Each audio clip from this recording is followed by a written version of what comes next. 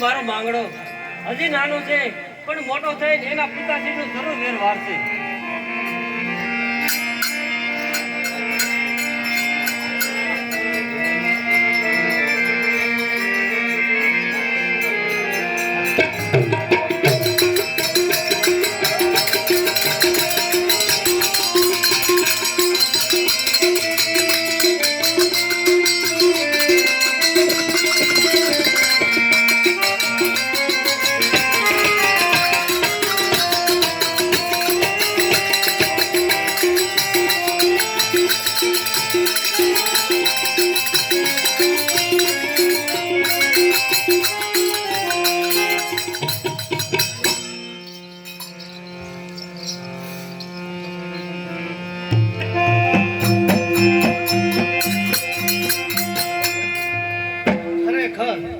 જ્યારે હું રમીને આવું ત્યારે મારી માતુશ્રી આનંદથી કિલોલ કરતી હોય અને આજ ઉદાસમાં કેમ બેસી ગઈ? ચાલ તો જઈને પૂછું. અરે માતુશ્રી, આજ ઉદાસમાં બેસવાનું કારણ? અરે બેટા માંગડા, હા માતુશ્રી. ઉદાસમાં બેસવાનું કારણ તો એટલું જ કે આ ધરતી ઉપર તારા પિતાશ્રીનો મારનાર હજી જીવે છે. શું વાત કરો છો માતુશ્રી? હા બેટા, મારા પિતાશ્રીનો હત્યારો હજી આ ધરતી ઉપર જીવે છે. તો જલ્દી મને એનું નામ કહો, એનું માથું વાટી તમારા ચરણોમાં હાજર કરી દઉં. અરે બેટા માંગડા, હા માતુશ્રી. તને નામ તો કહું પણ તને તારા લોહીના સગપણ આઢા તો નહીં આવે ને? એ માતુશ્રી, મારા પિતાશ્રીને મારનારનું માથું વાટતા મને લોહીના સગપણ જરા પણ આઢા નહીં આવે. તો સાંભળ બેટા, કહો માતુશ્રી. તારા પિતાશ્રીનો મારનાર બીજો તો કોઈ નહીં પણ તારો સગો કાકો એલસી વાળો છે. શું? મારા કાકા એલસી વાળા? હા બેટા. તો હમણાં એનું માથું વાટી અને તમારા ચરણોમાં હાજર કરું છું.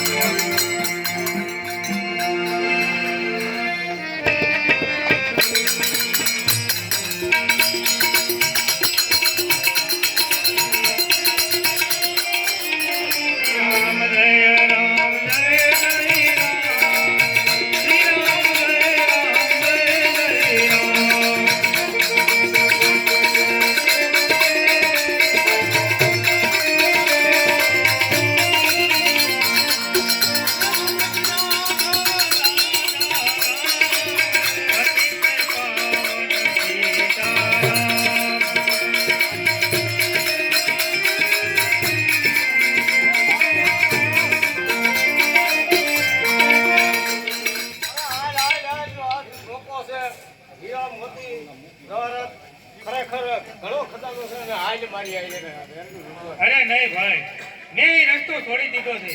આ ગોદારા હાથે મારા ભાઈનું મૃત્યુ થયું છે ભાઈ.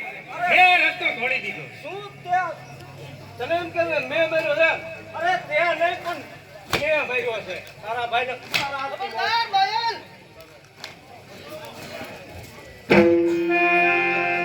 કેમ કાકા? અરે બેટા, આ ગોદારા હાથે તારા પિતાશ્રીનું મોત થયું છે મારા હાથે. અરે બેટા, નહીં કાકા, મેં મારી સગી આંખે જોઈ અને સગા કાને સાંભળ્યું છે.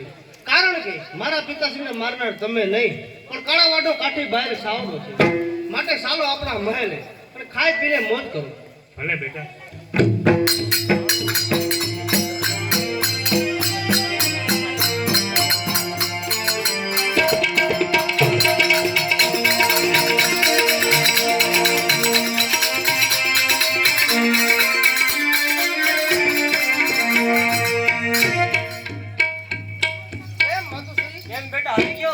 તારા પિતાશ્રીના દુશ્મનનું માથું લઈને આવ્યો.